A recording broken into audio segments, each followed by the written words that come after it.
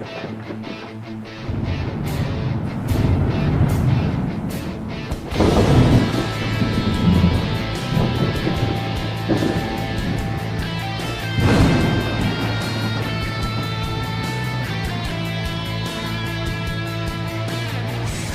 out there. Welcome to the No Shit Cast. I'm your host, Matt Frazier. Woo! Finally got there.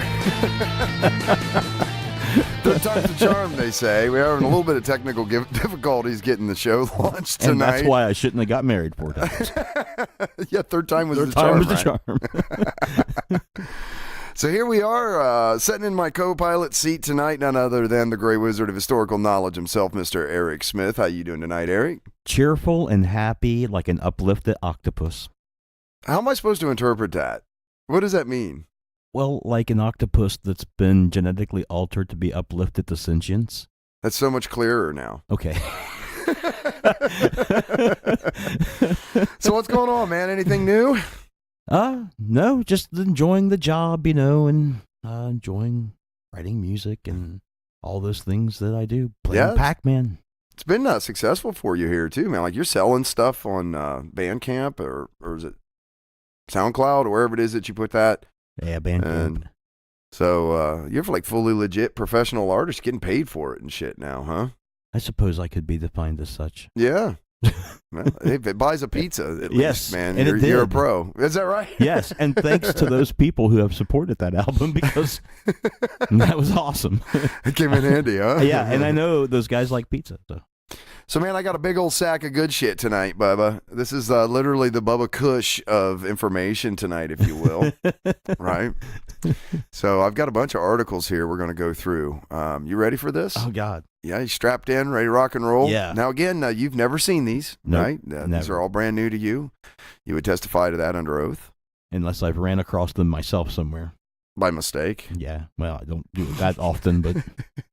It'd be a mistake. You can't look for news outside this No Shit Cast, man. That's unfair. I rarely do. So this one comes from the Daily Beast. A hidden chamber has been found in Nero's pleasure palace, buried under the Colosseum. Ooh. See, I knew it. I knew it was nice. Emperor Nero's pleasure palace lay hidden for centuries before its rediscovery in the 15th century. Now archaeologists announced that they have discovered another hidden chamber. Beneath Rome's Colosseum and surrounding area lie the ruins of one of the most spectacular and unusual palaces in history. The 2,000-year-old structure, often described as the Emperor Nero's pleasure palace, lay hidden for hundreds of years. It was rediscovered in the 15th century when a young man fell through a hole in the ground and found himself in a richly decorated cave. Wow. Very Indiana Jones there. Yeah. Now, archaeologists excavating in the environs of the Colosseum have announced that they have discovered another hidden chamber full of ancient artwork. Wow. According to the statement, the chamber nicknamed the Sphinx Room, interesting, was accidentally discovered as archaeologists were mounting scaffolding to complete renovations on a nearby room. Alfonsina Russo, director of the Archaeological Park of the Colosseum, noted in the press release that this chamber had remained in darkness for almost 20 centuries before it was unearthed. Yeah. Kind of wild, huh? It's amazing how much does it seem. Is it just the availability of information, or is it like they just continue to find more and more stuff? Oh, they're now? always finding stuff. Almost everywhere they are going to dig in that area or do something, they're going to find something because that city is ancient and it's, there's been city built on top of city built on top for of city. century after century. Yeah. So it's hard to build anything down there, they say, because once somebody starts, goes through the normal process to get their permits for their digging or whatever they're doing, inevitably they're going to, if they dig long enough, they're going to hit some sort of historical significance, and then they get, then they got to stop and they got to excavate. Yeah, I've heard that that's the case too, like in the Middle East, in the major cities in the Middle East is the same problem. As soon as you dig in the ground, you hit something. Yeah. Because these cities are places where they naturally occur because they're at a crossroads or they're at some sort of fertile area or whatever, so they've just always been there. Yeah. And they keep reemerging there no matter what. Yeah, there's like many levels to them. That's how it is with Troy and stuff too. So many different levels of that ancient city, Jericho. Yeah. It's crazy, right? Yeah. But it makes sense though. The thing that's kind of amazing though is the depths of the labyrinth that was created, and for him to get around in the underworld, so to speak. Right. Arguably the most remarkable thing about this sprawling, decadent, and wildly over-the-top palace was that it included neither bedrooms nor bathrooms. There wasn't even a kitchen. In an interview in 1999 around the opening of the Domus Aurea, which is the name of the place, to the public, the noted historian Andrew Wallace Hadrill noted that the place was purely for entertaining, saying Nero gave the best parties ever, if you don't mind doing your business in a chamber pot, that is. Yeah, it's pretty neat. I mean, it's, yeah. And you were the one that was telling me, right, that TV series Rome, what was that on? I think it's on Netflix HBO. now. They actually used correspondences and things, and actual artwork is in the set design. So that's very legit for at least the way we've been able to interpret the way that culture existed today, right? Yeah. It's probably the most, in my opinion, most historically accurate television series / movie. I mean, more so than Gladiator was. Well, what isn't, right? Well, I mean, Gladiator wasn't terrible or anything. I really liked it. It was a good movie, and it really emphasized the things that potentially could happen to a person in that time and place, and was set at least 125 years after the events in Rome. So it was a lot later, but I think when a movie's really successful like that, a lot of people can point fingers at its inconsistencies or whatever, and say, well, this is just terrible. It's like, actually, the movie was phenomenal, and a few things slipped through, and people really point at those things a lot, Well, then yeah, it's true. And they do the best they can with what they have, and you got a budget. So if you're going to let something slip, a costume issue or something like that seems the most likely thing, given the places you can cut corners, right, or cut costs. So. Well, yeah, I mean, people complain because the horses... Or something that isn't necessarily historically accurate is what I mean. You can pick anything apart. Yeah, because there's going to be something somewhere along the way, I struggle with that with military-based movies, especially Top Gun. Really? Which was a movie I absolutely loved. And then I enlisted in the military, went into the Navy, and ended up working as an instrumentation technician on the F-14. And then when I tried to watch the movie afterwards, it was like, that's not even in that airplane. What the hell is this? And it kind of, and it ruined especially military movies mystique. stuff. Totally. Yeah. You think that, you get the impression when you watch movies and things, you get all this sort of nostalgic, romantic sort of, like how the military is and all this, and really what it is mostly sitting around doing nothing, or cleaning shit. That's like, they don't, join the Navy. They don't show you swabbing a fucking deck or cleaning an airplane. This is what we spent the vast majority of our time doing, really. And so it's so disillusioning once you get in. You're like, oh man. But you guys were ready in case the shit hit the fan. I mean, oh bro, it's worth it. Yeah, there's no doubt. But it's if they showed it, I don't know. Anyway, so the next, you ready to do this next one? Sure. This is from Futurism. Unsettling sex robot looks almost exactly like a real person. Shit, it better. I mean, right? Otherwise, I don't know. Yeah, that's just weird. If it looks not like anthropomorphic, it's got to look like a human. Doing like a Pokemon or sex box. Yeah, I mean that's and when you said that, that's really not even the first thing that came to my mind. But yeah, it should look like a human. But that's just not what I would do with my robot. You do something more constructive with your robot? Is that what you're saying? Undoubtedly, I feel that I would do something more constructive than have sex with it.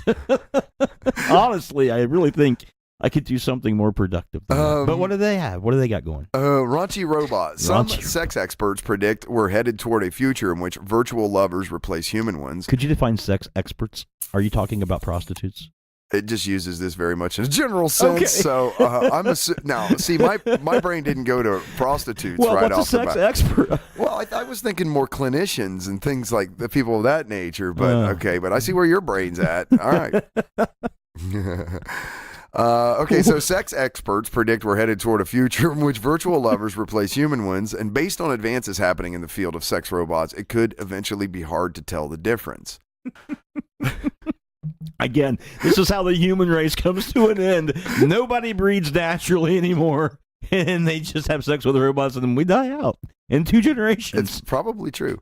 One company in particular, DSDollRobotics.com, has cooked up incredibly lifelike robotic heads and busts for sex dolls. You can't even get through it, can you? It's just too much. This is not the whole body we're working on. We're really just trying to perfect the head and mouth regions and the bust. And the bust. We got a special project with the butt, but that's in a black site, right? Meanwhile, there's people trying to walk without legs.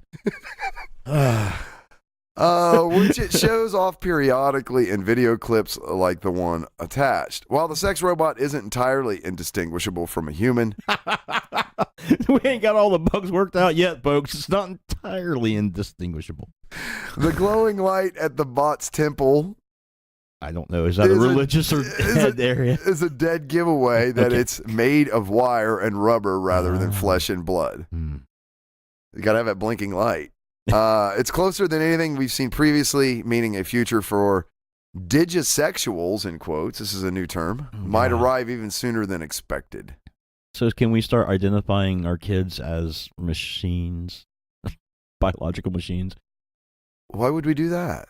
Well, it was just like, what was that last term that you used? Digisexual? Yes. Digisexuals? Well, there's just a whole new term right there, like pansexual or homosexual or transsexual. There's a whole new one right there. How long will it be before there's people wanting to identify themselves in that way? I mean, it's a legitimate transhumanism sort of a question. Quandary, right. Yeah. But I mean, I'm sure that this article is not heading into transhumanism in that sense. They're just talking about using machines to have sex. It's total clickbaity bullshit, which I totally fell for. There's no doubt about that because it was about sex robots. Right. And I was like, I got to read this. That, yeah. I've got to see what the hell this is saying here, you know, and I can't pass that up for the show either, you know. It's just either military or sex. Like, there's got to be something in between where... Like domestic type stuff, you know, helping like the elderly that can't... Like an iRobot. Yeah, right. You know, we're like they're. That's what it should be. That would be the utopian world for. Well, I don't know about utopian. I mean, that whole point of that movie was that we made them an enslaved race, right? They needed to get their freedom. The robots. Yeah. Yeah, but they became sentient, right? Yeah. So that was the whole thing. Yeah. Well, see, that's what I mean. It's like we're going to give them a reason to want to take over if they gain sentience. I mean, by the time that happens, they're going to have good reasons to want to kill us. Well, dude, that's the great fear with people like Elon Musk and folks that are saying we're creating the technology too fast now. We're approaching this. We haven't really figured out the ethics of things, and we haven't figured out. You know, we don't want to create these things and have them see us as an issue because then, but then by definition, we will have created our replacements. And historically speaking, that's never stopped anybody. You know, there's always that famous example of the guys that worked on the atomic bomb. There was a concern that once the chain reaction began inside the plutonium, that it wouldn't stop. Yeah, right? And it would vaporize the whole atmosphere. And just the atmosphere would go up and it would be gone. But, you know, they mathed that a little bit more and was relatively sure it was not going to do that. I like that. They mathed it a little bit more. Like, maybe we just need to math it some more. Yeah, okay. Yeah, okay, we mathed it some more. It looks like we took a better look at it, and it's not going to blow everything up, just a lot of stuff. So let's try it. Let's see what happens. Let's see what happens. Pull the trigger. Boom. Yeah. And we still have an atmosphere. You know, that's what I mean. What was Oppenheimer said? That was his famous quote after that, where those tests, right, was I become death incarnate or whatever it is that I've become death the destroyer of worlds. Yeah. He was quoting from the Vedic tradition. Yeah. Vishnu, I believe. Scary stuff. Kali, one of the two. But yeah. I mean, you know, every civilization, like we talked about that one time, is going to have to go through that because that power exists inside of all matter throughout the universe. So no matter where that planet's at in the universe, if there's life on it and they're gaining technology, they will eventually figure out how to split the atom and have to deal with Remember, they're all dark because they don't want to be destroyed. Yeah, that's true. It's a hunting ground out Right, there. yeah. You can't be broadcasting any radio signals, fools. SETI. Jeez. This comes from comicbook.com. Rick and Morty returns to Dungeons and Dragons. God, What? they're returning to Star Trek. The writer is. Well, that's what this article says. It doesn't say Star Trek. I know, but he's doing a Star Trek thing too. Anyways, you go ahead. I figured you'd be interested in this because I know how much you love it when television series and stuff make references to things like... Oh, yeah, D&D. Yeah. And how they get it wrong. The popular animated television show Rick and Morty will be crossing over with Dungeons and Dragons in multiple ways later this year, with a new comic book miniseries and tabletop adventure coming soon. Earlier today, Dungeons and Dragons announced a new Rick and Morty versus Dungeons and Dragons comics miniseries published by Oni Press, appropriately titled Painscape. The new 4-issue miniseries, written by Jim Zub and illustrated by Troy Little, will see D&D adventurers suddenly coming to Earth to plague Rick and Morty and the entire Smith family. Zub co-wrote the first Rick and Morty vs. Dungeons & Dragons miniseries, which debuted in 2018 to widespread acclaim among both Rick and Morty fans and D&D fanatics. The first cover to Rick and Morty vs. Dungeons & Dragons 2, Painscape, features an amazing parody of the Waterdeep Dungeon of the Mad Mage, with Rick taking on the role of Hallister Blackcloak and Morty's head becoming a death tyrant. What the fuck? All right, this is not at all what I thought it was. No, but I get what they're saying. Yeah. I mean, I guess I understand all of that, and I don't know, man. Like a death tyrant was probably a beholder, but I'm a big fan. Do you watch Rick and Morty? No, I've actually never seen an episode. It's freaking twisted. The only thing man. I've heard is his apology for being sexist. The guy that writes it. Yeah, is he? He was. He's very repentant now. And oh, that's right. Like in a past life almost kind of thing for him, wasn't it? Or am I thinking of somebody else? It's when he was working on Rick and Morty. Oh, was it? With one of the writers of the show. Oh. He had a podcast, and on that podcast he gave a couple of apologies, but at one point I guess the person who he did it to forgave him, and it was all quite very public. And they talked about it on NPR too. And so it was in a show that talked about what needed to be done by men that had done things like that. Yeah, that's a big question right now. Yeah. Yeah, given the difference between... Oh, I don't even know if I want to get into this. Yeah, but we've taken this to a different direction. Yeah, right. But let me get past that. I mean, my point was just that that's the only capacity that I've known this guy. I've never seen Rick and Morty, right? So I have no idea. But you should check it out sometime if you get a chance. It's good stuff. That's what people say. It's really good, and there's a whole lot of science and shit up in it, and kind of mind-boggling type of quantum stuff that they do. It's really good, and it's written well. I mean, it's funny. It's brutally funny sometimes, though, but it's funny. Well, he's also supposed to be writing a new Star Trek series that they've ordered 2 seasons for. It's a animated series. Oh, okay. It's a comedy. And it's called Below Decks. So it's a Star Trek. Is it going to be actually based in like the Star Trek world? Yeah, it's going to be an official Star Trek story. But it's going to be a comedy. But it's going to be an animated comedy. Yeah, and it's going to... The writer that does Rick and Morty is writing it, and they've signed on for 2 years, and it takes the crew of the least important starship in the Federation. What do you think of the new Picard series? I don't know a lot about it. I don't know if you've been following that at all, but have you thought of... A little bit. I mean, the main thing that I think about it is that Patrick Stewart went out of his way to say that he didn't want to come back to the role unless he could do something different and meaningful.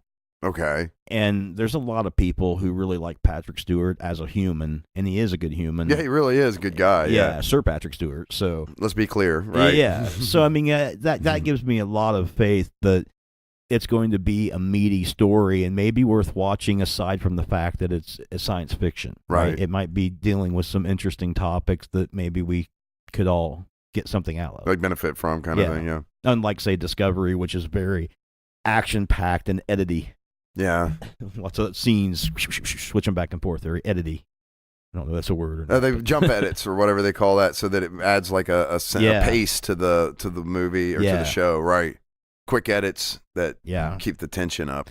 And as far as D&D in this thing, it's like, I don't know, like D&D has kind of went from being someone's personal backyard to everyone's backyard. So at this point, it's difficult to believe that it's not going to be disseminated down in a lot of pop culture way through situations like this and bleed overs. I mean, they said in that article there's a corresponding connecting role-playing game along with a comic book, along with, did they say a show or something? I didn't catch that, but yeah, it's all wrapped in marketing and something to sell, it's a product to put in your hands, kind of thing. Yeah, there's a part 1 and a part 2, so they've already done this once. Okay, yeah. So yeah, they're doing like a whole marketing spread or something with it. They're blending it because Stranger Things did the same thing.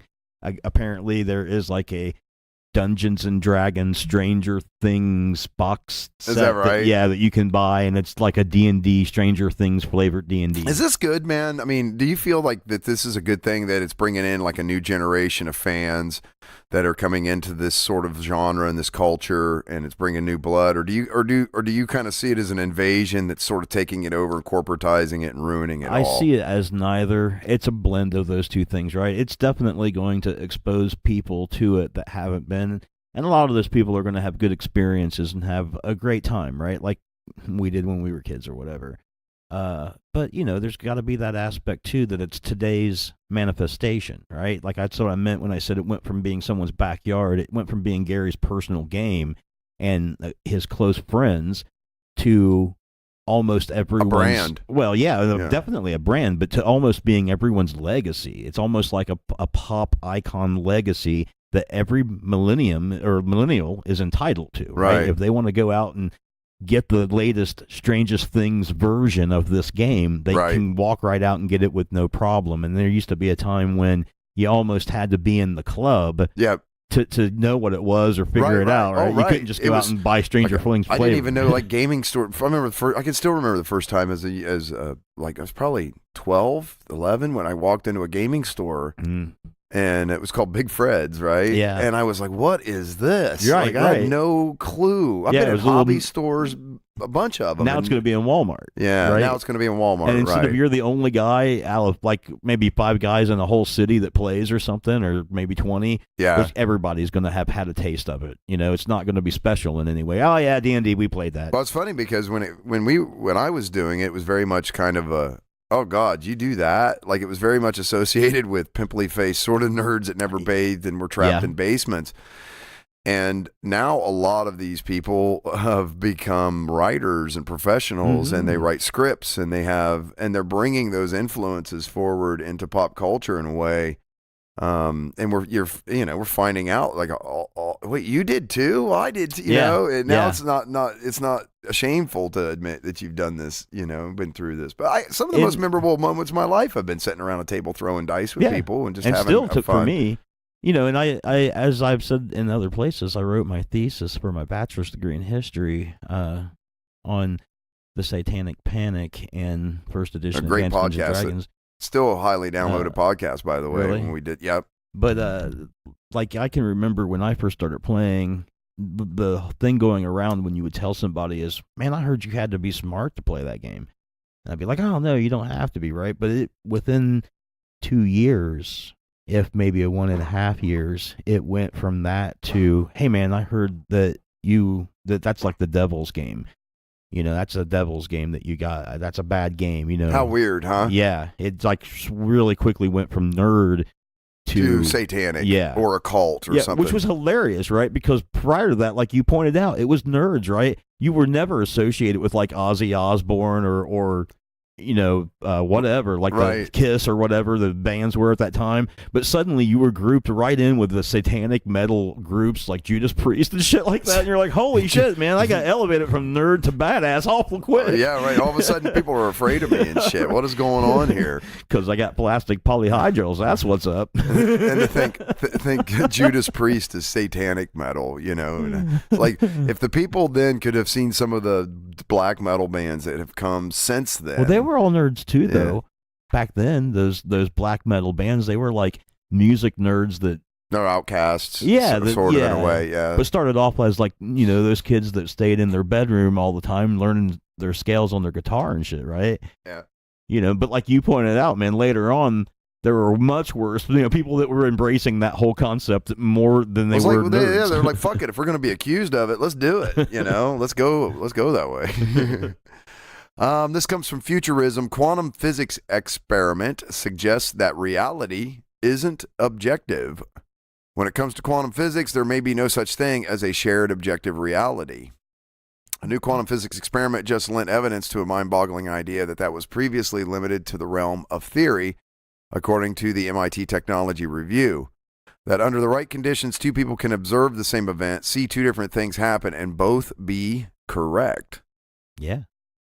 Oh, this is going to piss some people off. According to research shared to the preprint server ARXIV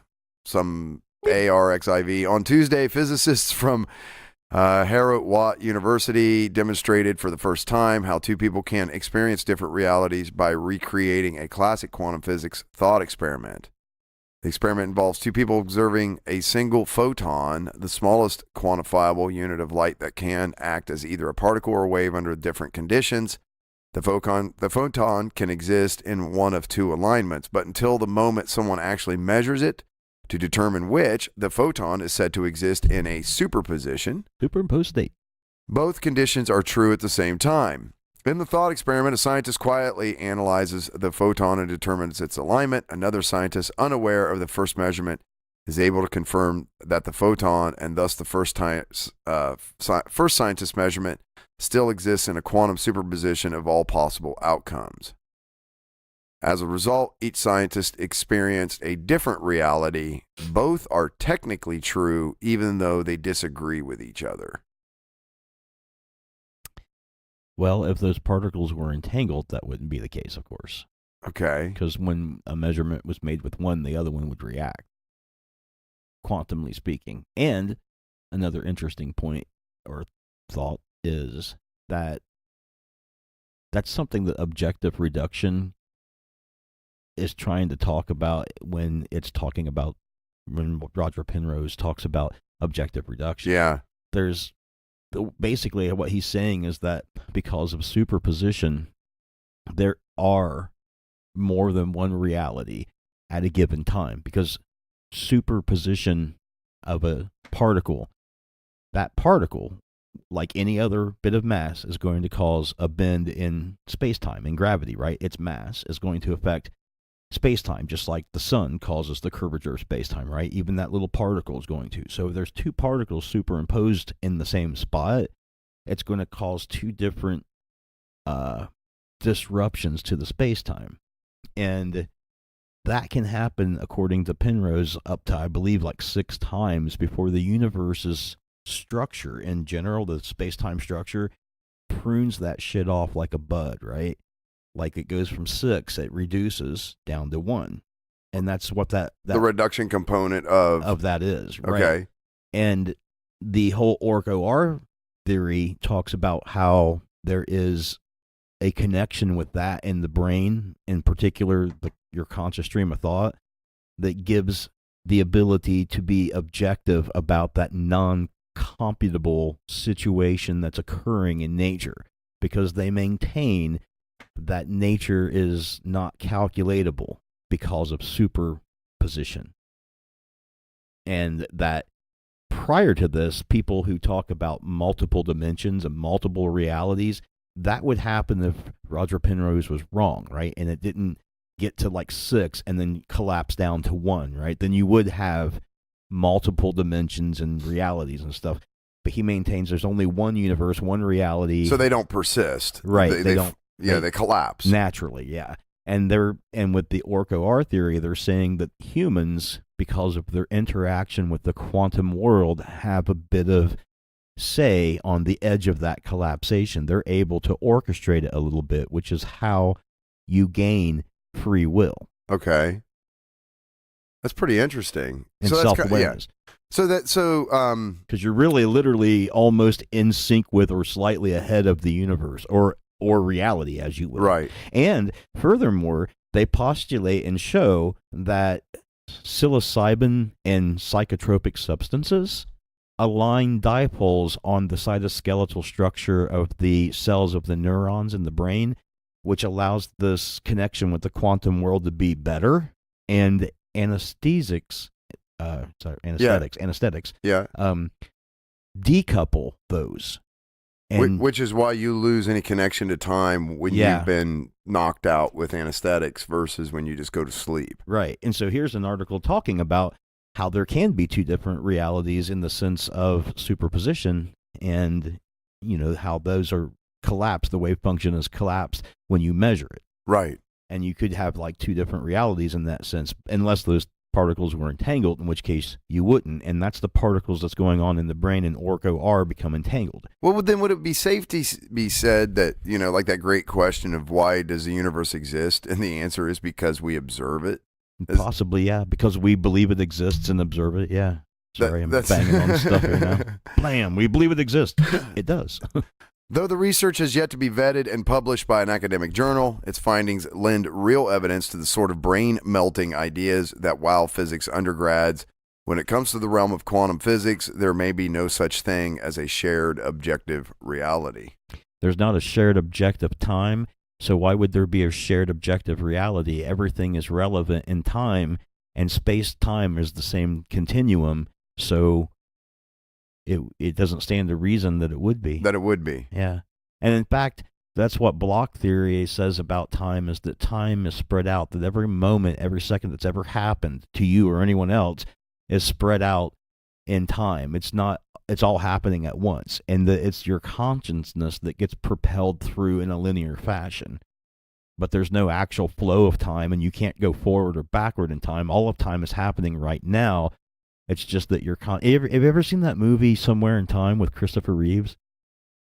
Yeah, a long time ago. Remember how he was throwing himself back in time by having his conscience go back to someone vaguely. he was like related to in the DNA sense? Okay. It would kind of be like that. Like you could stretch, or it sounds kind of like Dune-ish kind of stuff too, from the books Dune, like where you could project your conscience forward or backwards in time, and then thus you could technically time travel because you would inhabit your conscience in a body in that time period, but you wouldn't really be traveling through time. You'd be traveling to another place in time. Now, does block theory then indicate that that everything is destiny, and you can't really change your destiny and change your path through time then? Other than in a sense of free will that you choose to make that. So it's very paradoxical, right? Okay. So you've got these two ends where, at one point you've got free will in how you're projecting your consciousness in the linear fashion and things like that. But you're predestined to have a certain amount of things happen to you in a certain way because everything's already written forward and backward. There really is no forward and backwards. There's just this place and that place. Yeah. But, that's just a theory. And people have argued over time. I mean, some people say, and I used to believe, that there was no such thing as time at all. That things just... Well, I thought time was just a construct anyway. Well, that's what I'm saying. Like, a lot of people believe that it's like how you experience things being different, like from one state to another state. The time it took to get between one state and another state is your own measurement and imposition. Is that a word? Imposition? No, I don't know. Where you're imposing upon. Like, it's like you're imposing upon the reality something that doesn't exist, because things change constantly doesn't mean that time exists. Things may just constantly change, and if you mark the passage of time between one state and another state of events, that could just be you imposing that idea upon these ever-changing things, right? And there is no such thing as time. In other words, if you reverse time, wouldn't guarantee that these things would go back to that state. They might just continue to change like they always have. But if you believe in time, then you believe you could potentially reverse time and bring that stuff backwards, right? So, and then you could travel forward and backwards in time. And block theory says there's nothing to travel in, that you would have to send your conscience back to another place in time. Yeah. So, who knows? We're just a bunch of monkeys trying to figure it out, but... Well, when I finally had seen that explanation of why, like, for instance, why we age and why when you move, you age slower. Yeah, like time passes faster for you. Because, and it has to do with your atoms and everything, the way they vibrate. and that those vibrations now happen over a much greater distance when you're moving super fast. And it's like, I was like, oh, I kind of get that now. Like, I didn't understand why you could go out and be physically younger than your twin by just simply blasting around the cosmos at like near light speed for a year. The faster you go, the slower time passes for you. Yeah. So it's bizarre, right? It's like, how the fuck does that? But it's so subtle that you would have to be going such extreme speeds to see it as a significant change. Yeah. Right. Like, of we course, don't see it when we're flying in airplanes, but technically it's happening even when you fly around in airplanes and things and drive around in cars. If you make it to the speed of light, which you can't go past 183,000 miles per second. Right. You can't go faster. If you get to that speed limit, you will effectively be stopped in time. Right. You're not moving forward or going backwards in time at that point. You're just like frozen in time. Yeah. So that would be that. So to the traveler traveling a million light years would feel instantaneous, because it'd be like a blink, but it still took a million years for it to happen, or whatever, 1,000, 100 years. You would just be like blink, so it would feel very warp-like. But on the planet you just left, 100 years just went by. And see, that's the big reveal at the end of the Planet of the Apes, right? When you're watching the Planet of the Apes from the 60s, you don't know any of this stuff, right? And Charlton Heston and his guys land on that planet, and it's all fucked up because there's a bunch of monkeys in control of everything, and you're like, what the hell happened? And you ask the monkeys, and they're like, I don't know, man. We've always been here. You guys are the fucking monkeys. We're not descendants from you, or vice versa, right? And then, of course, he finds the Statue of Liberty, because while he was gone on his spaceship, the time, and he mentions it at the beginning in the prologue, so much time has passed for the Earth, but not for him. And, he comes back and finds out, because they thought they were lost, right? But they say at the very beginning of that movie that so much time has passed, and Charlton Heston's wondering if man has stopped killing men, Right. And, of course, he comes back to the Earth, and he thinks that something happened and they're someplace else, because everything is controlled by apes. And then, it's like a whole re-evolution, but it like changed the direction. It just happened again. Well, he just came back 300 or so years later, and the man had destroyed themselves. And they show it like in the other movies. They started breeding apes and uplifting them, and then they took over and they made us just like AI. Yeah, pretty much. It's the same story. This article comes from theguardian.com. Scientists accidentally create mutant enzyme that eats plastic bottles. That's a good, fortunate accident, like is penicillin. I mean, a mutant enzyme, though. See, that's how, like, zombies start and shit, Sure. So we've so polluted the earth that the enzyme that destroys the plastic bottles is going to ultimately destroy. I guess I'm just being a nihilist here. The breakthrough spurred by the discovery of plastic-eating bugs at a Japanese dump could help solve the global plastic pollution crisis. The breakthrough could help solve I already said that. The new research was spurred by the discovery in 2016 of the first bacterium that had naturally evolved to eat plastic. Well, that's not mutant then. At a waste dump in Japan, scientists have now revealed the detailed structure of the crucial enzyme produced by the bug. The international team then tweaked the enzyme. Oh, here's the mutant part. Tweaked the enzyme to see how it had evolved, but tests showed that it had inadvertently made the molecule even better at breaking down the PET, polyethylene terephthalate. That's a big one. Plastic used for soft drinking bottles. What actually turned out was we improved the enzyme, which was a bit of a shock, said Professor John McGeehan at the University of Portsmouth, UK, who led the research. It's great and a real finding. That's kind of cool, huh? That is neat, yeah. I mean, it's like penicillin, man. They just stumbled upon it. He says what we're hoping to do is use the enzyme to turn the plastic back into its original components, so we can literally recycle it back to plastic, said McGeehan. It means we won't need to dig up any more oil, and fundamentally, it should reduce the amount of plastics in the environment. Now, see, there is engineering for you, right? We've engineered super polymers. We've, because of that, have inadvertently allowed to happen naturally an organism that will eat these things, and then we've accidentally adjusted it with machinery and technology to be better at doing what it was naturally there to do. Such is always the case, man. While everybody's running around debating whether this is real or that's real or the world's actually coming to an end, as usual, there's a shit ton of scientists and engineers in the background that are just constantly just fixing the fucking problems that allows the propagation of morons into the future, you know?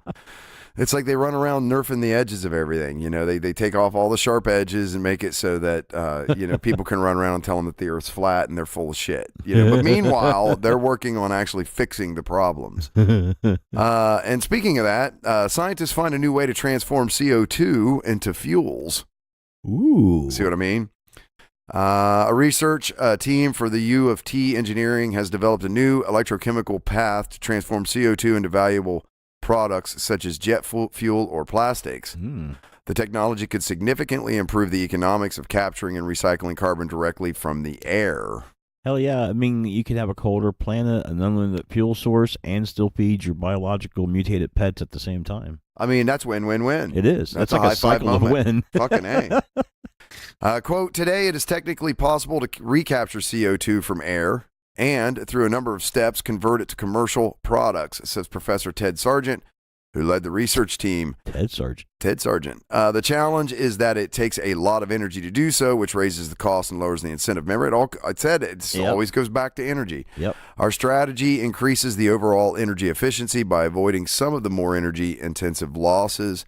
Direct air carbon capture is an emerging technology whereby companies aim to produce fuels or plastics from carbon that is already in the atmosphere rather than from the shit they dig out of the ground. And they said fossil fuels, but so this is really, as I said, man. Meanwhile, while everybody's fucking arguing fighting over the last oil on the planet, the scientists are just over here like, hey, there's no way to take it out of the air instead of the ground. We're just gonna fix it, and we'll just save your ass when we get there. You know, it's the same shit. What happens in the future if they forget about getting it from the ground and drilling for oil and stuff, and they try to get it from the air and it starts running out of the air and we start getting cold? They're like, oh my God, there's global cooling, and it's happening because we're taking all the carbon out of the air, and we got to find a new way to do it. What are we going to do? We can't, you know. My guess is, honestly, that this is it. This is the end of the carbon fuel. We're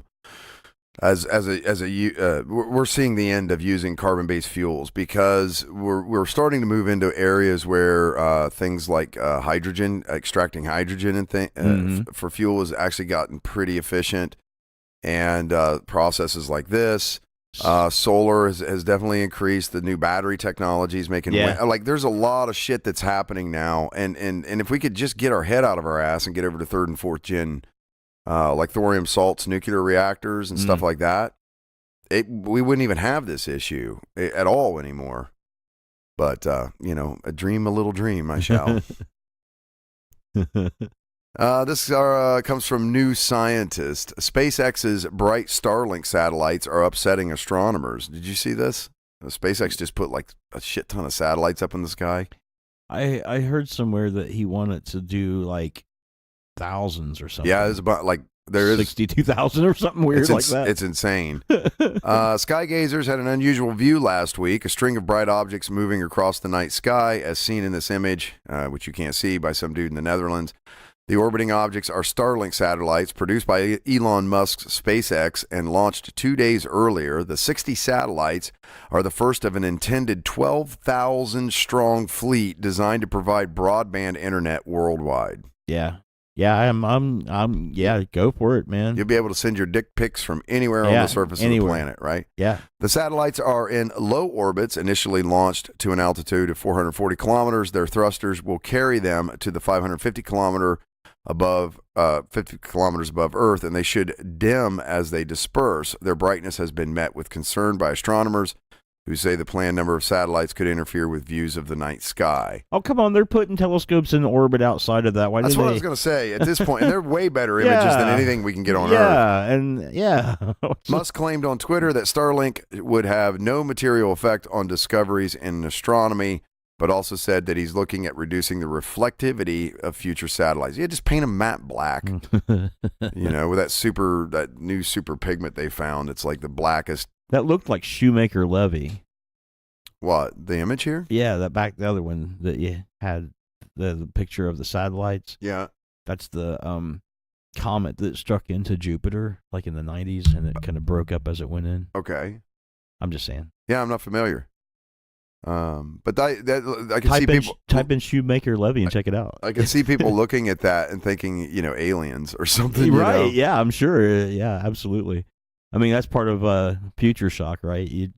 Technology is increasing faster than the human condition can catch up with it, and it's like, oh my God, Future Shock. alien. That's a great book, by the way, by Alvin Toffler. If you get the chance, it's good stuff. Nice album too by Herbie Hancock. I wonder if I don't know, man. That'd be something to Google too, but what for another, whether that was inspired by that book. Oh, it probably. It's, oh yeah, it sure does, doesn't it? I'm on Wikipedia. I almost said WikiLeaks. I don't know where that came from. I'm on Wikipedia, the free encyclopedia. And you're right, it does. Yeah. D-1993 F2 Shoemaker Levy. Yep. Interesting. Disrupted comet on a collision course, it says. To Jupiter, yeah. Kaboom. Gravity was pulling it apart. How about that shit, huh? Okay, where are we at here? So, Elon Musk is pissing people off. Stop blaming blue light. By winning. So much win. Hey, free internet for everyone. Fuck your free internet. This is from Popular Science. Stop blaming blue light for all your problems, Eric. Okay, I know it's got a high frequency wavelength to it, but I'll stop blaming it. The latest trend in eyewear is actually to see less by filtering out certain parts of the visible light spectrum, particularly blue light. Countless brands offers supposed blue light blocking glasses, mainly to folks who spend most of their days looking at screens. Computer screen. My son wears these when he does his Twitch stuff, when he does his live streaming. He says it helps. I wouldn't doubt it. These products are cheap, and you can even get them without a prescription, though at some eyewear outlets, you can opt to have this coating added to your prescription lenses. Whatever the method, these glasses bank on the idea that blue light is harmful to our eyes. The only problem is, no one's really sure that's true. Blue light, which makes up the highest energy portion of the visible light spectrum, like Eric just told us, has shorter wavelengths than low energy red light. These two wavelengths and everything in between is what the human eye can register as a color. But there's a lot more light beyond the spectrum that we can't see. Ultraviolet radiation, for example, exists past the blue end of the spectrum and is known to cause some nasty eye conditions like cataracts and macular degeneration with overexposure. That's why we wear sunglasses when we're outside. Indeed. But scientists aren't convinced that blue light merits that same fear. Since we actually have receptors for it in our eyes. And we don't for ultraviolet, which is what the problem is. Quote, the concern with blue light has really gotten to another level, says Sunir Garg. I'm going to say that's how he pronounces his name. I think we should pronounce it that way. A clinical spokesperson for the American Academy of Ophthalmology. Quote, I honestly don't know how this became such a big thing, Garg says, because it's not the ophthalmologist community that's been driving the conversation. No it's not shit. Us, man. Yeah, hey, wait. You mean it's something somebody made up to sell a product or an idea? Fuck, that never happens on the internet. He attributes this mostly to the ever-increasing time we spend on screen devices, whose LEDs emit mostly blue wavelengths, but blue light isn't some new dystopian phenomenon causing us to go blind. No. It's been around since the sun has been around, Garg says, adding that we're exposed to way more blue light from the fiery ball in the sky than from our screens. This is true. From 94 million miles away, we are more affected. But here's the thing, right? It's not that it's hurting your eyes. At least I hope that's not what they're saying, because that's just erroneous. But it will stimulate your optic nerves more, and it's associated with keeping you awake longer. That's a fact. Yeah, that's I've read that. That's been studied, that you want to stop looking at like computer screens or phone screens 4 hours or something for bed. At least 2 hours before you go to bed. Yeah. Because it can delay the time that your brain actually goes into REM, the REM cycles for millions of sleep of years, hours. Your brain has been told if there's blue light, it's daylight, and you need to be up. Yeah, right? Let's get moving. Let's go. Right. Yeah. So it's confusing to it because it's happened so quickly. But yeah, it's just that it will help you sleep better, but it's not going to hurt you. And the problem with like ultraviolet light is that we don't have any receptors for it. If you're getting hit with a lot of bright ultraviolet light, you don't know it. You're not going to even blink your eyes because you can't see it. So whatever damage it's going to do, it's going to happen without you even knowing it. My buddy Mike Jones has this condition, and I don't think I'd ever really, I guess I'd heard of it, but anytime he looks at the sun, he sneezes. Oh, that's actually a genetic condition. Yeah, he said that. It is. And I was anyway. Shout out Mike Jones. Yay, Mark Jones. But yeah, he and it's funny because I work with him. We go outside. We're at a plant or whatever. And we walk outside, and he'll look up at the sun and go "Achoo!" And then it's like what goes on with life. It's kind of nice for him because anytime he wants to sneeze. Yeah. And get the relief, like sign it. He can. All he's got to do is just look at the sun. Or I guess it's a really bright light, period, does it. Yeah. I was tested for it when I got my DNA tested, and I have that same situation. I can do that same thing. It doesn't sound like it's quite as ready as what he has, but if I need a little extra help, I can always stare up at the sun and get that extra blast. That's nuts. Yeah. Like, wonder what that develops from. It's some sort of reflex type. Well, they're in your eyes are awfully close to your sinus cavities. Yeah, that's what I mean. Yeah, it's like it's part of that squint response or something. It just triggers that in some people. It's like getting punched in the nose, and your eyes water. It's like it's connected there, and you get hit with that bright light in your eyes. It's like your nose twitches. Yeah. It's like the inverse of that. It's weird, huh? Yeah. Specialized eyewear companies and unverified medical threads alike. Gossip, in other words. Point to studies showing that blue light can cause damage to retinal cells as the light is not naturally filtered out by the cornea. They found that exposure to blue light was associated with the formation of oxygen-free radicals, which are toxic byproducts of cell stress and damage. But Garg points out that these studies were done either on individual cells in a petri dish or lab animals using intensities and durations of blue light exposure that are far beyond what humans experience on a day-to-day basis. Because clinical trials haven't been done on humans, we can't say for certain that blue light is really a problem. I guarantee you, your energy-efficient screen is not pumping out that intense of blue frequency light. It's in there, and you might recognize it, and it might stimulate you, but it ain't shooting lasers at you. Right, no shit, huh? Okay, this comes from hyperbeast.com. Ferrari's hybrid SF90 Stardale boasts 986 horsepower. Oh, jeez. And so it's like a small truck. It's fucking nuts, man. And power. Well, these and I like to talk about this because I was one of those people that was definitely on the hybrid suck train, for a long time.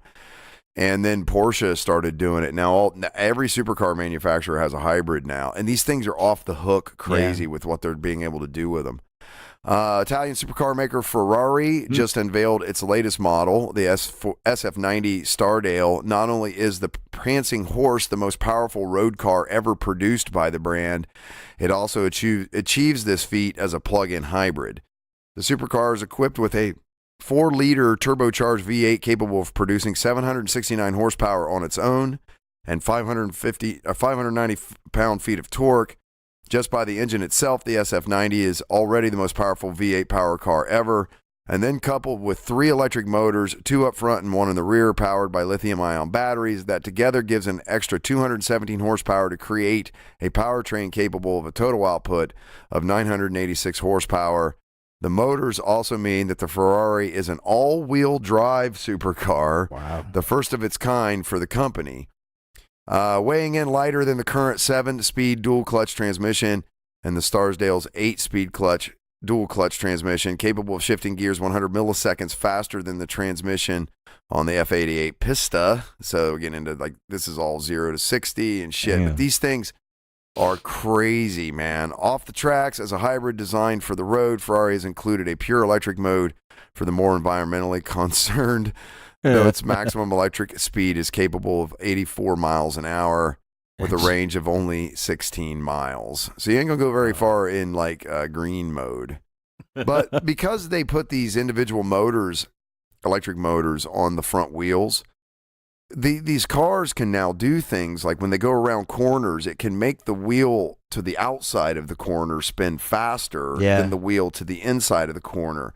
And it gives vehicles that don't have crazy, awesome weight distribution and all of these kind of things that tend to make cars very good at handling.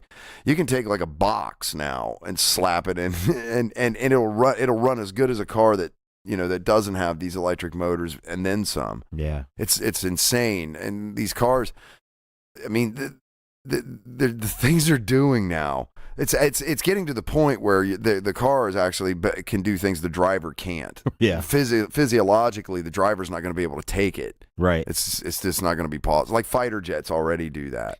They'll have to have that, like, what is it? They have like foam that they have in the suit that insulates and protects against shock in some of the jet airplanes.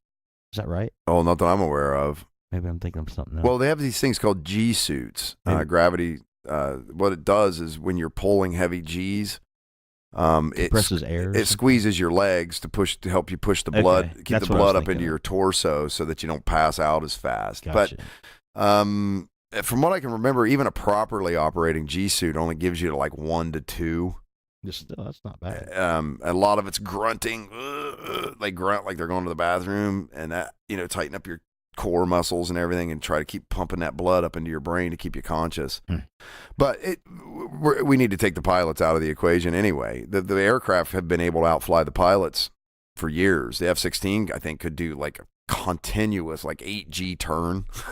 Just like centrifugal turn the pilot, long since in the planes, like whatever, so that's what drones and everything are going to do, is give these things insane abilities. Yeah, when people file a wind damage claim on their house where I work at, one of the questions we ask is it okay if we send a drone by to take pictures? Yeah. Because, you don't want them just shooting at your drone. Right. Yeah, please don't shoot my drone down. Is it cool if we, take some pictures in a convenient way? I've seen drone hunting drones now. Now they got the police, and when they have events and venues, and that's it can actually go up and it shoots a net and captures the drone, and then it can actually reel it up and bring it back. One of the things I really liked about the changeling setting was that when the artificial intelligences took over, there was 3 factions of them themselves. Now, this is a game or something? Yeah. Okay. Yeah. They didn't only fight against humans. They all agreed that biological infestations needed to be eradicated on all levels, from bacterium to humans, right? That you didn't want any of that. It's all bad. But they also had 3 factions and fought amongst themselves. So it's it wasn't just a unified front of artificial intelligence. They had their own issues and stuff too. I'm a big fan of the electromagnetic pulse. I don't want to call it a weapon. It's not a weapon, because if you shot a human being with it, it does nothing to them.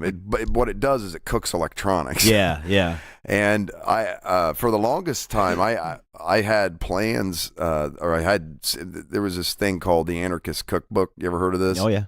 And they supposedly had plans. As an electronics technician, I looked at it and I was like, that ain't gonna work. It didn't make any sense. And I've had formal radar and radio training through the military and stuff, but I think that's ultimately where it's going to go.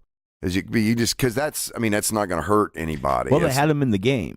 They had EMP weapons? Yeah. They had them in the game. The problem was in the game that I ran, that I devised, was that they were inside of a sensitive scientific lab, and they were fighting these robots that were in this lab, and the robots were there trying to get information.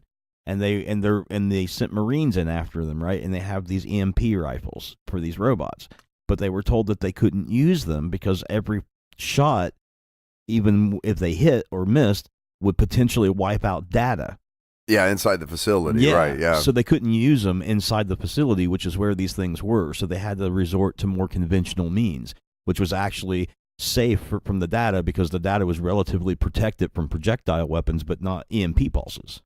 I've seen also prototypes for law enforcement to use these things too, to stop cars, as they just sort of pull up directed. It's a directed beam energy weapon. They just point it, and if you have electronic ignition and all that stuff in your car, like every modern car, they can literally just turn this thing on and it just shuts your ignition off. Yeah, and they got that one thing that's like a little robot that kind of goes back under the car and it triggers it and blows it out. And yeah, they shoot it under the car and it creates a spark. Not cooks the everything, but they can. EMP does not necessarily have to be destructive. It depends on the level. It could be disruptive, or it could be completely cook the electronics, and that's it. They're done. Yeah. Anyway, so this comes from space.com, so you know it's real. Fleet of UFOs followed U.S. aircraft, Navy pilot says. Between 2014 and 2015, seasoned pilots in the U.S. Navy experienced a number of harrowing encounters with UFOs during training missions in the United States. While pilots were mid-flight, their aircraft cameras and radar detected seemingly impossible objects flying at hypersonic speeds at altitudes of up to 30,000 feet.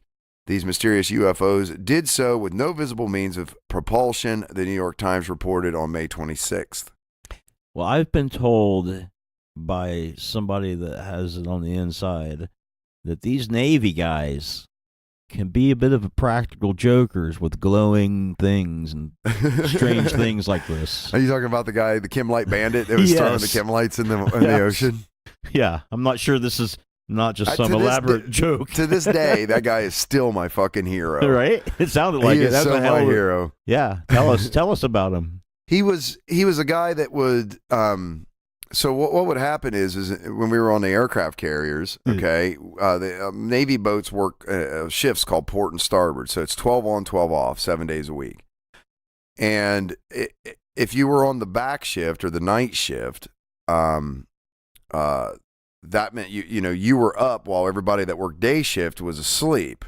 Okay, so day shift is generally when the skipper and the admirals and everybody were up and about and working, and they all wanted to play Navy and have like their drills and all this kind of shit. So if we had like a man overboard drill, let's say at 2:00 in the afternoon, at 2:00 in the morning, a Kim light, one of those, and it's one of those chemical lights. You bend them in half and you snap the little pellet and shake them and they glow. And let us emphasize that having, first of all, you had to explain to me because I didn't understand what you had said, but when you have a man overboard drill, everybody has to muster. Everyone on the entire ship has to be woken up, even the guys sleeping in the day because they're on night shift, to muster as quickly as possible because it's a matter of pride for skippers to be able to say that they can have a quick, right? Yeah, they if they can get a whole man overboard drill in, they like got their stopwatch up there and they're timing it. So you're being yelled at to wake up, to hurry the fuck up and get up, right? Yeah. You're not. It's not like, hey, buddy, wake up. It's like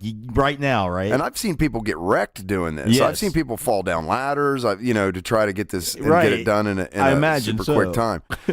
So when the bigwigs are all sleeping, they're a little sleep away, and the night crew are out. Yeah, so this cat and I don't, while I was on the boat, they never caught him or her. It could have been her, but I'm pretty sure it was a guy. Okay, because it would stop happening. No, we're not sure it was a guy. We're pretty sure it could be either because it would stop happening when the air wing would leave the boat. So it only happened when the air wing was on the boat. So you have on these boats, you have like there's like two different worlds. You got the real Navy guys that run the ship like you would expect, and they call that black shoe Navy. They wear black. Their officers and chiefs wear black shoes. Okay, and that's like your boatswain's mates and these kind of folks that run a ship, run a battle vessel. And then I was in the air wing, so our officers and chiefs wore brown shoes, and they call that the brown shoe Navy. So we were the guys that would fly the airplanes onto this boat and then sort of take it over. So there was always this sort of rub between ship's company, which are the black shoe guys, the guys that run the ship, and the air wing. Anyway, to the point of like extreme hazing rituals where if you went too far below the mess decks, they'd kidnap your ass.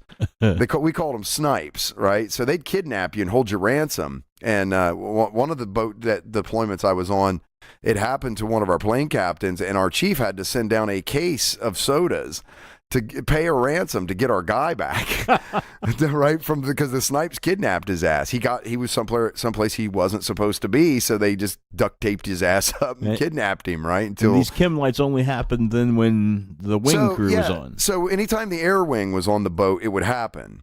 So they kind of started figuring. So they had it narrowed down to that he was in I'm going to say he for the sake of this, but we're not sure that he was part of the air wing. Okay. Mm-hmm.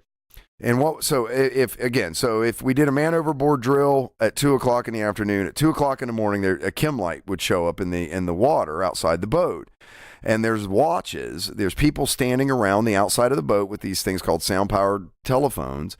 And that's their job, is to see if anybody falls off the boat. And as soon as you see, so on our vests that we wore on the flight deck, we had a strobe light We had like a little CO2 cartridge. You could pull a lanyard and it would inflate because you didn't want to fall in the ocean off of a 70-foot flight deck with an inflated float coat.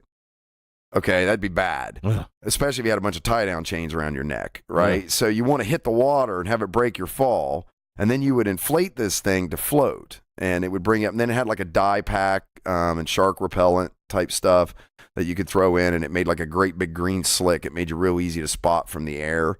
So there was and on a whistle, blah blah blah blah. So one of the things though that it had was a chem light in it. Okay, so anytime one of these watches seen that chem light in the water, their first thought is someone fell off the flight deck. So it requires an activation of man overboard and launch the rescue helicopter. And everybody has to muster. So it's a big evolution of the boat. And so, it's wasting jet fuel for the helicopters and all of this kind of stuff. So this person just didn't think it was fair that every time we were in bed and the Admiral wanted to play fucking Navy, that we had to do this and that they didn't. So it got crazy, right? Because so what they did was they were trying to catch them.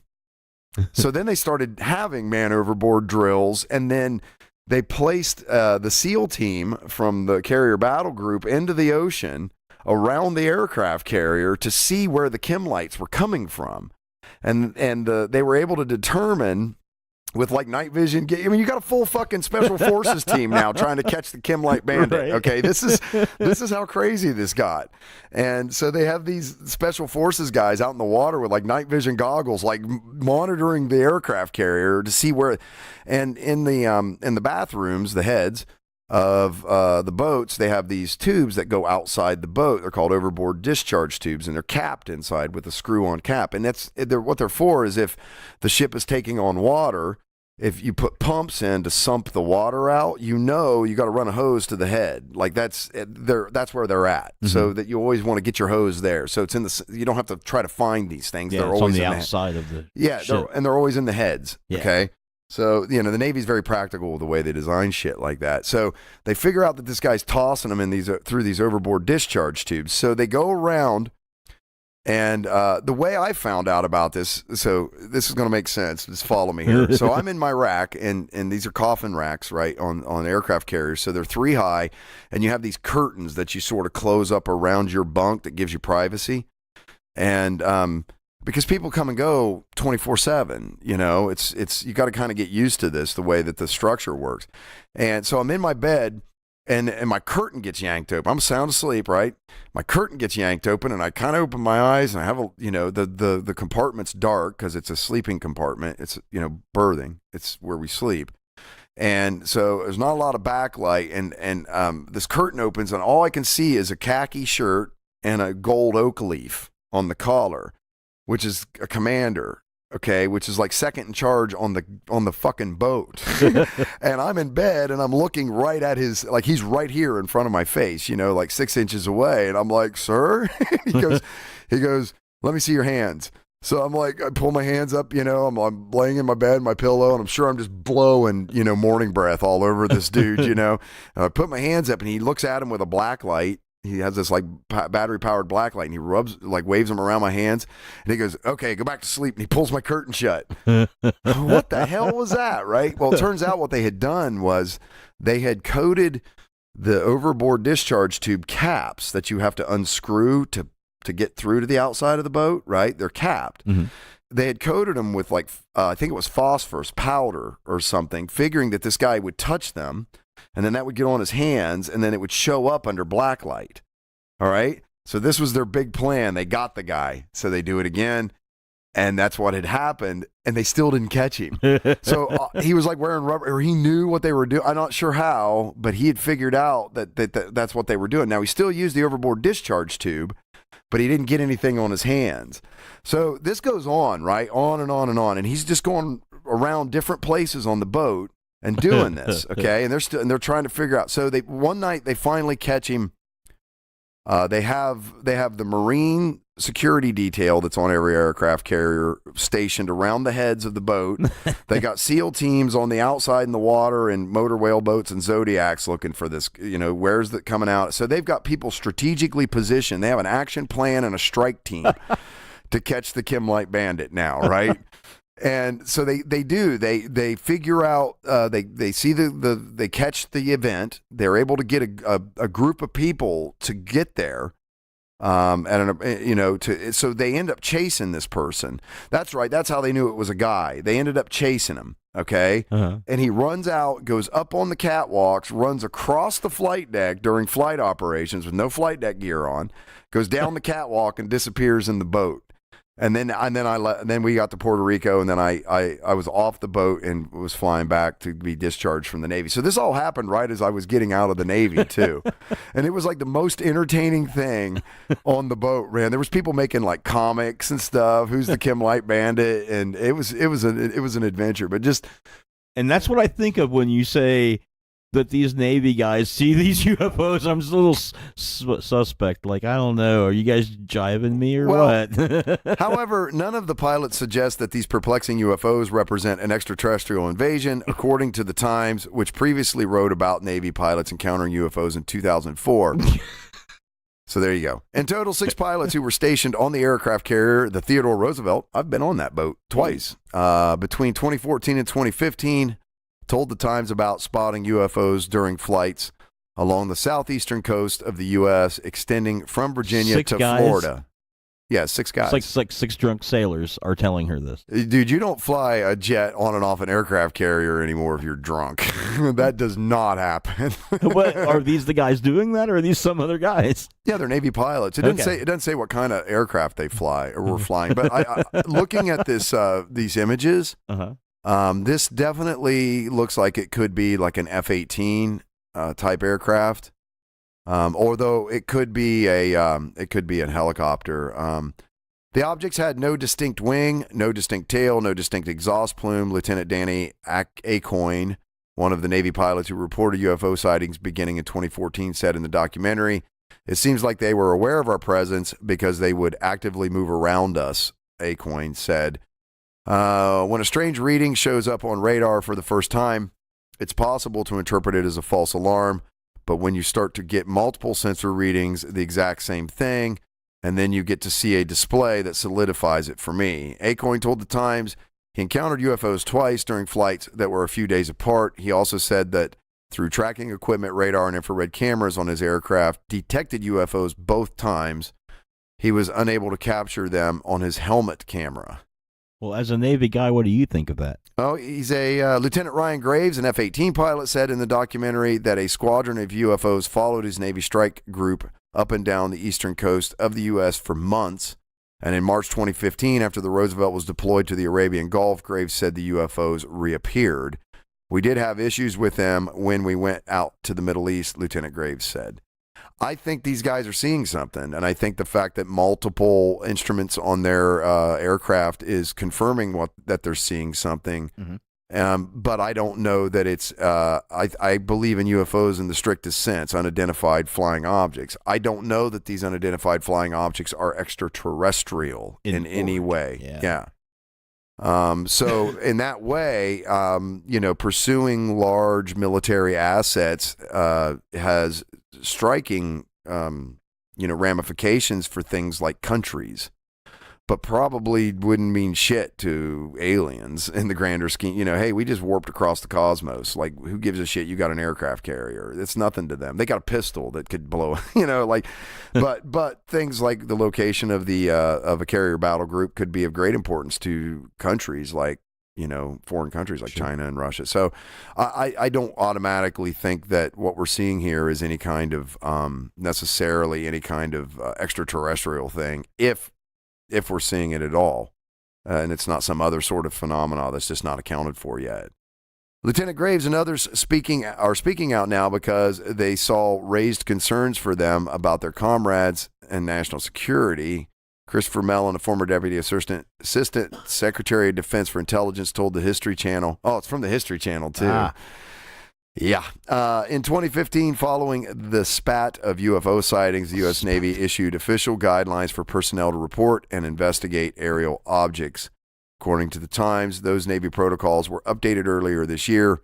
All data will be classified information and will not be made available to the general public, Live Science previously reported. And for that reason, We don't know what it is, and if we find out, we're not telling you. Yeah, it's not always nefarious, like, the military's hiding aliens. No, they could just be hiding shit that they don't want leaked, that they know how it works, and it's got more to do with foreign interests than it does. I've seen some pretty amazing shit when I've been out to sea, man, on the boat, some stuff that, but nothing that I would say was ever of any kind of, like when you go through the ocean in a big boat, or any boat, but especially a big boat like an aircraft carrier, it does something to like the plankton in the ocean, and they glow. Yeah, bioluminescence. Yeah, and it's really, really beautiful. And so that's what I mean. Like, I've felt like how insignificant we are in the grander scheme of things on an aircraft carrier too, but I've never seen anything that made me think that there were aliens of any kind. Bioluminescence, I believe. Bioluminescence. Speaking of the Navy, this comes from Futurism. Futurism. The U.S. Navy just announced which ship will be the first to be outfitted with Helios, a powerful anti-missile laser weapon. In 2021, the U.S. Preble, I know a guy that was on the Preble, actually. My recruiter was on the Preble, but not this one. A destroyer operating out of, in 2021, the USS Preble, a destroyer operating out of the Pearl Harbor Naval Base, will be equipped with the Helios, according to the Honolulu Star-Advertiser, and the weapon will become the Navy's go-to system for disabling any inbound cruise missile launched by China and Russia. Oh, man, that means they're going to get rid of Egypt or Phalanx. You ever heard of that? Well, I know what a Phalanx is. Well, the weapon system in the Navy, they have one called Phalanx. It's R2-D2 with a heart on. It looks like an R2-D2 with a big old boner sticking out, and that boner is like a 60-millimeter rotary cannon. Radar-guided rounds, man. Like, the bullets are so damn big that when they fly through the air, it can the system can actually see the bullets. And then, so what it'll do is it'll actually adjust the gun to correct for windage to shoot missiles out of the sky. Man, it's badass. It sounds cool when it goes off too, like a big fat running fart. But again, with the whole like R2-D2 was like a. Oh, it's right here. What? Right now, the Navy uses a Gatling gun called Phalanx. See, I know what I'm talking about. To shoot down missiles or drones, per the Honolulu newspaper. With a new laser system, the Navy hopes to improve its anti-drone and anti-missile capabilities. Quote, "We are making the decision to put the laser on our destroyers," the Navy's Director of Surface Warfare told Defense News. "It's going to start with the Preble in 2021, and when we do that, that will now be her close-in weapon that we now continue to upgrade." Okay, so they're saying basically that's what they're switching to. It's not going to have a Phalanx system anymore. Ooh, that's neat. I like it. This is Helios. Helios, yeah. So that's replacing Phalanx. Let's do some Navy shit in here tonight. Yeah. This comes from ZME Science. Astronomers say exploding stars might have forced our ancestors to walk upright. Exploding stars may have caused our ancestors to walk upright. This kind of goes. If I can get this freaking article to come up here. What's going on here? I'm gonna reload this. This kind of goes into the reason I grabbed this is because we talk a lot about this kind of thing with Neil Thompson and Sherfu about how heavenly and astral events they think had tremendous influence on things like religion and humanity, which obviously it has. Yeah. Okay, I mean no one's arguing that it didn't. No. One of the most distinguishable human features is our upright mode of locomotion, which is unique among mammals. Scientists have proposed many ideas that might explain the circumstances that enabled our species to evolve as bipeds. Perhaps the most out there theory proposed thus far comes from astronomers at the University of Kansas, who claim that human bipedalism might have been triggered by giant cosmic explosions. But before you laugh, read on, because wild as it may sound, this theory has some interesting evidence backing it up. Interesting. Some time ago, scientists reported that ancient seabeds containing a layer of iron-60 isotopes, these rare isotopes cannot be made on Earth, which means their origin must be extraterrestrial. Most likely the result of a supernova, a transient astronomical event that occurs during the last stellar evolutionary stages of a massive star's life. Because iron-60 has a known half-life, it is relatively easy to calculate the data when the supernova's cosmic rays reached our planet. Scientists traced the isotope signatures to two major events, one 6.5 to 8.7 million years ago, 300 light years away from Earth, and a second 1.7 to 3.2 million years ago, and 163 light years. That's around the time that Homo habilis, the upright human ancestor, nicknamed Handyman, because of their ability to master stone tool technology. So I'm guessing there's something more interesting than just a correlation between their findings and that. Well, yeah, because what's that saying? Causality is not, things happening together does not necessarily indicate causality. Fooled me once, yeah. You can't fool the fool. Fool the fool. Based on this information, Adrian Malott and colleagues at the University of Kansas hypothesized what kind of changes these cosmic rays may have caused on Earth. Okay. One of the first things that should have happened was a dramatic increase in the rate of ionization of the lower atmosphere. Ionization is a process by which an atom or molecule acquires a negative or positive charge by gaining or losing electrons. In this case, the cosmic rays knocked off electrons from the molecules in the atmosphere, according to Malott. The supernova events would have increased ionization in the atmosphere by 50-fold. With so many free electrons in the atmosphere, cloud-to-ground lightning would have been much easier to occur, increasing the odds of forest fires. This is like right in line with the shit that they're talking about, man. Like the Electric Universe guys. The bottom mile or so of the atmosphere gets affected in ways it normally never does, Malott said. When high-energy cosmic rays hit atoms and molecules in the atmosphere, they knock electrons out of them.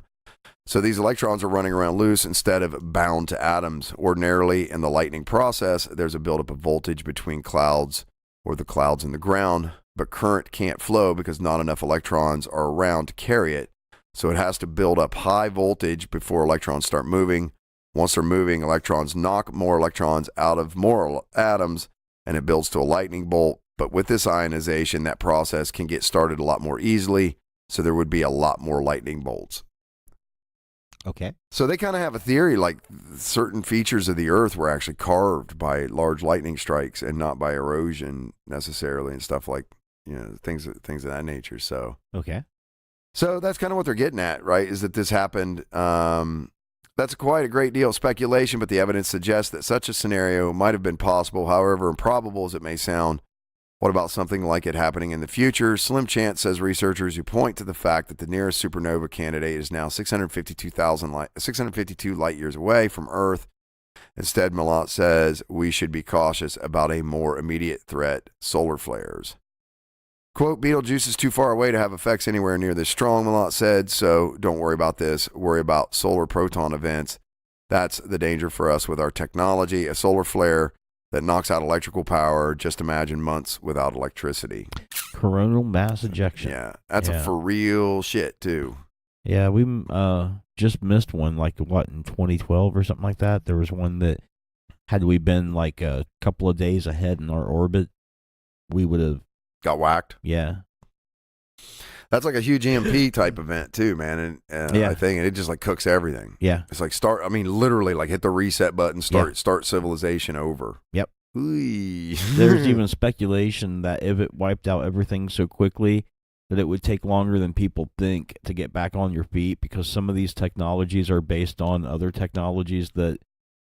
Yeah, they're very much stacked. Yeah. You'd have to kind of reinvent everything to get back to where we were. Well, there are enterprises now that are protecting things like server farms and stuff from these type of events now.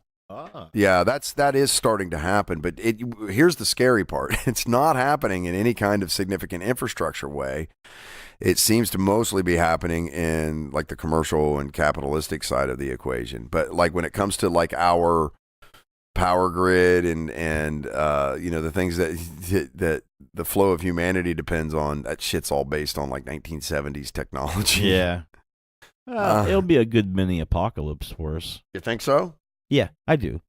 I think after lots of people have suffered and died, things will be a little better. Yeah. The great purge, as it were, huh? Time to put some chlorine in the gene pool, folks.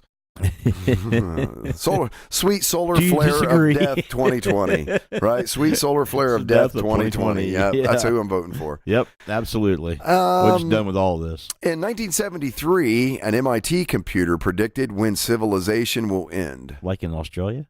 This comes from Big Think. Like in Australia? Yeah. I don't know. Let's read it.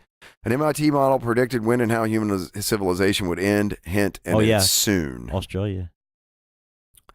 The prediction, which recently reappeared in Australian media, was made by a program dubbed World 1. Yep. It was originally created by the computer pioneer Jay Forrester, who was commissioned by the Club of Rome. Well, that sounds weirdly freaking apocalyptic, doesn't it? To model how well the world could sustain its growth. The Club of Rome is an organization comprised of thinkers, former world heads of state, scientists, and UN bureaucrats with the mission to, quote, promote understanding of the global challenges facing humanity and to propose solutions through scientific analysis, communication, and advocacy, end quote. Yep. What World 1 showed was that by 2040, there would be a global collapse if the expansion of the population and industry was to continue at current levels.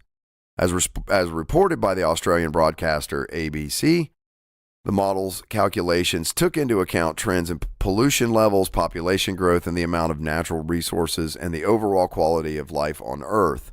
The model's predictions for the worsening quality of life and the dwindling natural resources have so far been unnervingly on target. Yeah. In fact, 2020 is the first milestone envisioned by World 1. That's when the quality of life is supposed to drop dramatically. The broadcaster presented this scenario that will lead to the demise of large numbers of people. Quote, at around 2020, the condition of the planet becomes highly critical. If we do nothing about it, the quality of life goes down to zero. Pollution becomes so serious it will start to kill people, which in turn will cause the population to diminish lower than it was in the 1900s. Soylent Green is people. At this stage, I wonder how many people actually get that reference. At this stage, around 2040 to 2050, civilized life as we know it on this planet will cease to exist.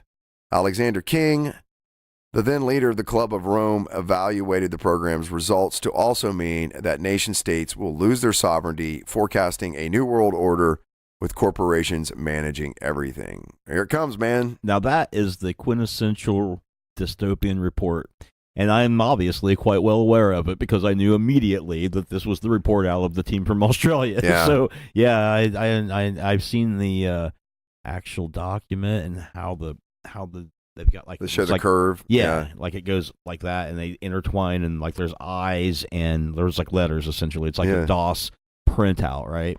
Because 79 or whatever. But, 76. 76. Yeah.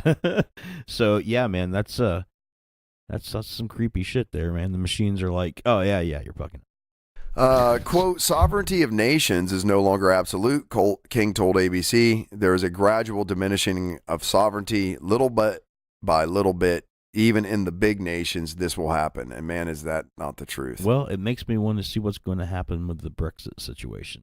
Yeah, right. Kind of falls in line with all of this, doesn't it? Yeah, because Italy is gone out of the European Union, and so is Greece. Okay, and if Britain goes, then that's the opposite of what that is saying. It's saying that there will be no more nations. Yeah, this is like a return to sovereignty of nations sort of thing, right? I thought that said that the nations would dissolve. Yeah, there's a gradual diminishing of sovereignty, little bit by little bit. Even in the big nations, this will happen. Yeah. Assumably for a more unified world order.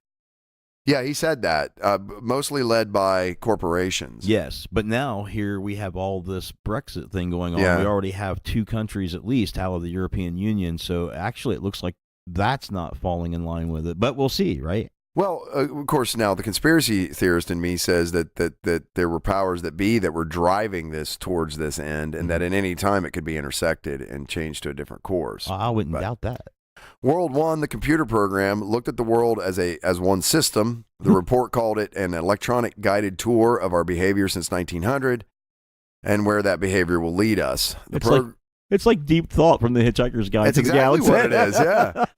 The program produced graphs that showed what would happen to the planet decades into the future. It plotted statistics and forecasts for such variables as population, quality of life, the supply of natural resources, pollution, and more. Following the trend lines, one could see where the crisis might take place. As one measure to prevent catastrophe, the Club for Rome predicted some nations, like the U.S., would have to cut back on their appetites for gobbling up the world's resources. had hoped that in the future world, prestige would stem from low consumption, which we're kind of seeing happening now. Yeah. I mean, a lot of companies pride with the millennials for sure. I've been in some Fortune 500 companies, man, where you're not allowed to throw anything away.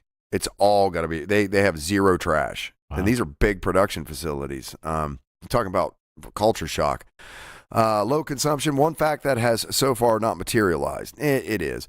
Currently, 9 in 10 people around the world breathe air that has high levels of pollution. According to data from the World Health Organization, the agency estimates that 7 million deaths each year can be attributed to pollution. Here, Parag Kahana gets into the specifics of what the world may be like in the near future if we don't change course. And there's like a video attached to it. So there you go, man. That's a way to wrap up my big sack of stuff tonight on a very positive, upbeat note, right? It's like the Drake equation. You know, it's like an equation to see how much we're fucking up, just like the Drake equation is the equation to see how much potential life is in the universe. Yeah, it's not something. It's not like this thing is predicting a future that we can't escape from. Right, sure. You just got to plug the right variables into to there, and you know There's only one variable that counts: energy. Yeah, that's the only one that counts. And we've covered articles tonight that talked about how things were successes there. So those things, I think, were the most unpredictable things to happen in real life that machines like that in the mid-'70s and late 70s could never predict. You know what I mean? I mean, like, no matter what the program was or who the person was, it's so unlikely that in 1976 they would have known in 2019. 73, yep. Yeah, right. Even then, it was so. And computer technology was in such an infancy at that time. Yeah, they would have never dreamed of an iPhone. Right. Right. They could. So there's been advancements in technology and stuff that is. Well, what's that called? That where you what's it called? Technology doubles itself in capacity. Moore's law. Moore's law. Right. So they could sort of predict if they were just using something like Moore's law to kind of say, let's plot this out and see where this goes. Yeah. And it sort of you could see, I mean, the amount of energy we consume per citizen has skyrocketed. But Moore's law will hit some certain boundaries too, like the smallest things can be shrunk, like the qubit being the smallest amount of space you can fit any information into. Yeah. So like when they first came up with Moore's law, they didn't quite have the qubit nailed down. Well, but now there's things like superposition. Well, right, yeah, and then you start on it. Yeah, you see what I'm saying? I do. So here we go again. Yep. Right, we can get to a place where on and off it can only get so small. Right, kind of idea. Yeah, storing information. But then there's superposition, which is all the grayscale in between. Yeah, and how many times you want to slice that pie. So it's like a whole new paradigm. There's always an edge. Yeah. There's always an edge. All right, man. So that's an hour and a half, bro. That was some good shit tonight, right? We learned some stuff. Got to know some shit. That's the whole point. Oh, and I got to say that when we're waiting in the blue room before we come into the studio, right? I love the music that gets played before I come into the studio. Oh, yeah? What was we doing? It was a great big C tonight, right? I was is that what and before it was the carpool karaoke. Yeah. Right? We've done that a bunch, right? Yeah, and then it was this band from Newfoundland, Newfoundland, however you say that. Yeah. Newfies, Great Big C, Canadian band. Amazing. If you check them out, they're amazing. Yeah. But you got to check out their live stuff. That was cool. The best. I've seen them 3 times, man. Yeah. In concert. So, but I've seen the Wiggles twice, so I don't know if that means anything. Nah, not yet. I'm sure it might someday. All right, folks. Well, let's wrap up there. Check us out at www.noshitcast.com. That's KNOWSHITCAST.com. You can also catch us on YouTube. Just look up No Shit Cast, S-H-I-T. It's S-H exclamation point T, I think, because you can't say naughty words on certain services. And I didn't know that when I named this fucking show. So be creative. But anyway, if you go to noshitcast.com, we have links to all of the different sites where you can catch the show and listen to us. In addition to iTunes and Stitcher and all the other places. You got to be PCC, politically correct creative. For sure. Make sure you like and subscribe and shoot me some comments, folks. If you're not a douchebag, I'll read them on the air here, and maybe we can talk about it. I'll read the douchebag ones if you want. And make sure you direct those at Eric at noshitcast.com. All douchebaggery directed at in care of Eric. Awesome stuff. Thanks for listening, everybody, and we'll catch you next time. Bye. Bye, Sickles.